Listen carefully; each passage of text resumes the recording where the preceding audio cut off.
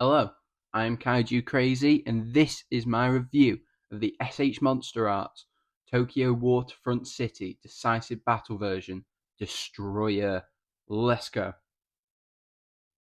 Okay, so I've had a little bit of a switch up in where I'm taking my pictures and filming stuff now. So if it looks a bit different, better or worse, then hopefully it is better. But just say So I'm recording somewhere a little bit different, um, which should be an improvement. So now getting onto this figure, I got it literally this morning. It arrived today, um, and this is a figure I have wanted since I started collecting Shmonsterarts figures. Now there was the previous two versions, which I know are very very good. I know the second one I think had issues with the wings. But from so far what I've been messing around with, I have had no issue with the wings. It's fragile, but I haven't had any breakages and nothing loose. So yeah, just having a look at the figure now. Um, so the figure all around. Wait, let's get some better lighting around here. Okay, there we go. So the figure all around has a quite a dark red, vibrant dark reds on highlighted and raised areas. A see-through crest, horn spike, which I think is was done on the second one, but had paint over it, so it kind of ruined the effect. The mouth, yeah, just proper fleshy, and this one does look a lot fleshier and gorier than the other ones, not because it's got blood on it, but just because of the bread used. Um, it has some mouth spikes which do move, but I don't want to move them just in case.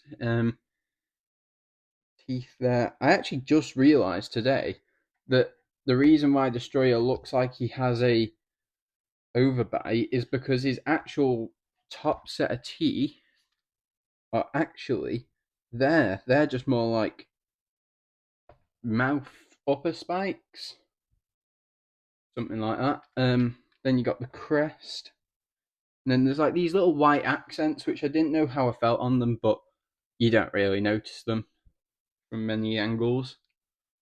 Come down to the shoulders, got red, really nice red all over the shoulders. With it looks a bit blue in some ways, but it is black. The rest of its body. But I know it can look blue. Come to the chest. Now this appears to be the best this chest has been painted. In like hand, it isn't as yellow as it looks on the camera. It does look more like pale, a bit more like bone. So that's nice. Moving down to the hands. Now this is where it does really look fleshy. In the joints and the base of the hand itself, as well as the base of the wings. Now, coming down to the wings, has a just nice vibrant red all around, spikes. Now, coming down to the feet here, painted with a nice bone look on all of his spikes all around his body, with that same fleshy look as seen. Same for the other side, as well as his spikes here. Then coming down to the tail and behind him, painted with a nice, like, red on all the spikes and highlighted areas. And yeah, it looks really nice.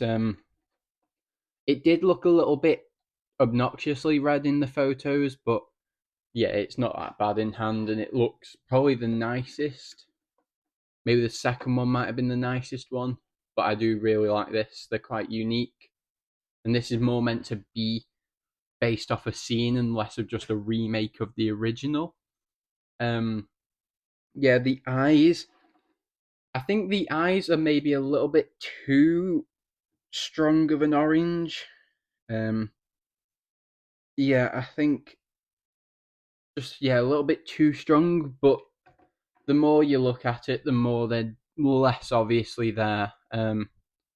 Now heading on to articulation. So, articulation wise, you get a joint at the mouth, opens and closes. Um, these, like I said previously, these do move. The neck go up about that far. So, yeah, you can really look up with it. I think maybe even a bit further. No, about that. And then you can look down a little bit. Definitely not too much more straight than down, but because he doesn't have any pupils, it doesn't really look like he's looking anywhere. So you can just sort of imagine he's looking down, or you could pose his body to look down. Making way to the shoulders, you get a joint here, which can go up that far, back that far. You're just sort of restricted by the legs, and this figure is very much quite solid and perfectly joined. So stuff doesn't move as far as you'd maybe hope, but it looks good at least. Then coming down to the base of the arm, you can swivel that round. That does make a difference in terms of poses, but nothing too crazy.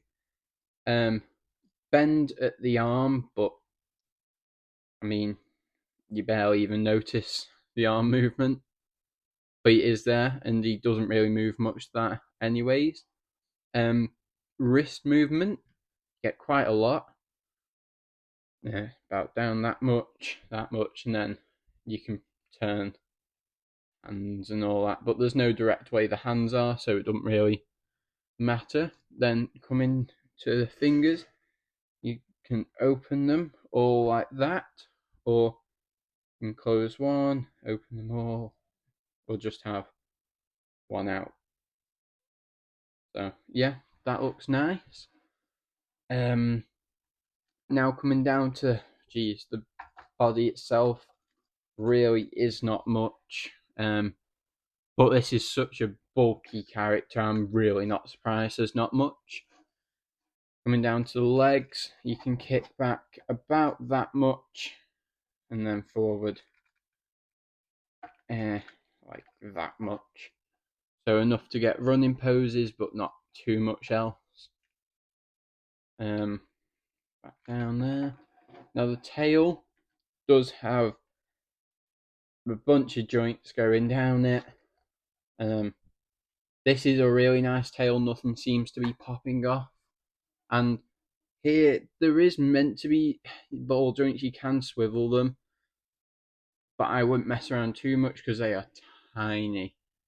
Now, onto the wings, you can send them forward about that much and send them down that much. Then you've got the top bit, the wing, which can move forward that much, backward that much, and can twist. Now, I would really be careful with the wings. Yeah, I would really be careful and just don't overwork them because there is a bunch of like loose little joints here, and I just wouldn't risk it if I were you. But yeah, and then these swivel, so nothing too much off of those. Um, so yeah, articulation wise, you you get what you think, not more, not too much less. Yeah, I mean it is a Destroyer figure, and it barely moves in the film, so um, yeah, I wouldn't expect much more from this. But it is so cool, and I know it is a hefty amount of money, pricing it around 250 US dollars and then 220 UK pounds. You can buy it off Kowkis. I think it's still in stock. So I would recommend it. But yeah, this figure is just not too posable, but you can do what you want. So now on to what what we got to cover? Some size comparisons now. That's what I will do. Moving on to that. Okay, so I've just finished recording the Shmonsterarts Destroyer, and I forgot to show the box. So here is the front. Here is the sides. Whoa, I'm doing this with one hand. There is that, and there is the back. So yes, I hope everyone will enjoy what's coming, and yes, hope you enjoy the rest of the video. Goodbye. So this new recording setup now, which I've got set up, is really nice because now I'm in my model room, so I can pull more figures down quickly to do some size comparisons. So coming in with the first one is the Shmonsterarts Poster 2019. I think now that I've been using it with nearly all my reviews, it's sort of known its height. Yeah, it's probably not as tall as some people think Destroyer is. I think, I mean, I think he is at a minute like probably 6.5 inches because I am pushing his height a little bit. So he's probably about 7 or 8 inches tall, and then the wings are like probably 12, something like that. So yeah, not too small, and yeah, it's just comfortable. But I think it is accurate, or maybe a little bit, maybe smaller, but I don't quite know off the top of my head. Now another one. Now this is posed, but it's not too much. The Shmonsterarts Shimo. In terms of overall like bulk and price, I think realistically, if that was the same price as if Shimo was the same price as the Destroyer hitter, and they amped it up by that 50 of really whatever currency, you probably would have gotten a very similar, like a maybe a bit closer of a paint scheme to the higher, and probably maybe even a beam or some sort of accessories with this Shmonsterarts Shimo. But yeah, that figure is still really nice, and I think just because the higher exists doesn't mean this should be ignored, because there is some things on this better than the higher, and then some things the higher does better. So I'll probably cover that soon or one day. So putting this one aside.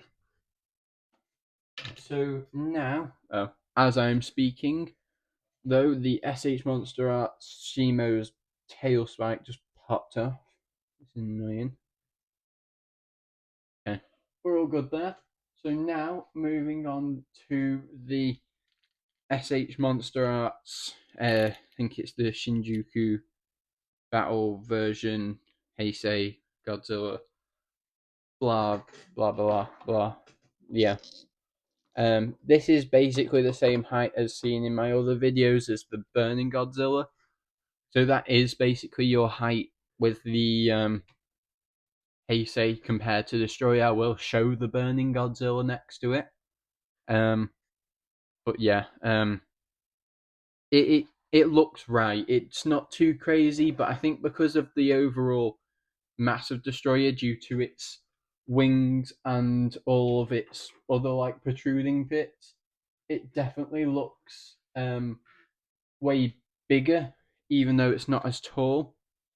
So now moving on to the Shmonsterarts 70th Burning Godzilla. Yeah, these look really nice next to each other. the orange of burning, then next to the red and black of the Destroyer. It's really nice. Yeah, and they do go together really, really nicely. Putting him aside. Now I'm just thinking what could be a good size showcase. I'm just having a look here. Yeah, I'll show now the higher 2014 figure. Just getting it into a more neutral pose. I have seen that translucent one, the new version, and it does look better than the original. And I do actually really like this original one. I think it is actually a really good figure. Um, and it is probably better than the Monsterarts. But I do want to see what that new Monsterarts one's like. Although it's the same like sculpt, it might still look quite nice. But yeah, because this is in a similar scale, it's not much different from all the other Godzillas I've shown. So putting that aside, and for my last size comparison, I will do the Shmonsterarts Mechagodzilla 2021 because I know this was quite a popular figure and is really nice. I really like it, and yeah, this Mechagodzilla is really big, taller than Destroyer overall, um, but still shorter than the wing height. I do own the battle version, and I would recommend the battle version because I actually did. I wouldn't say broke, but because the tail seems to have a bit of an issue with the joints, you will probably notice a few people finding their tails break at the exact same joint, and that sadly happened to mine.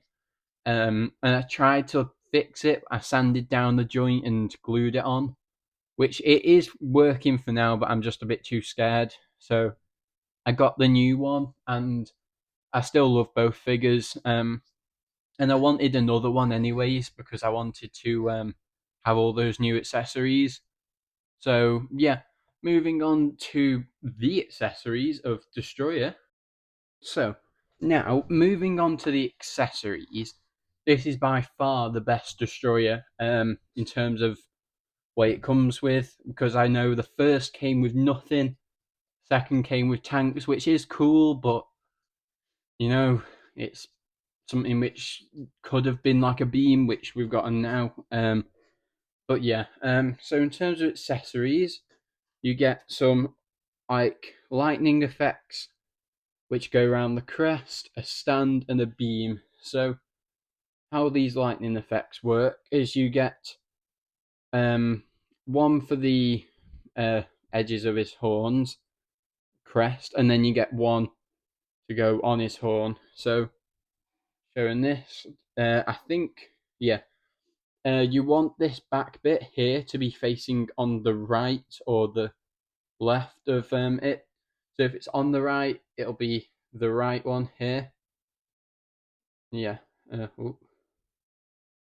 Oh wait, no, it is the other way around, I think. No, what was it?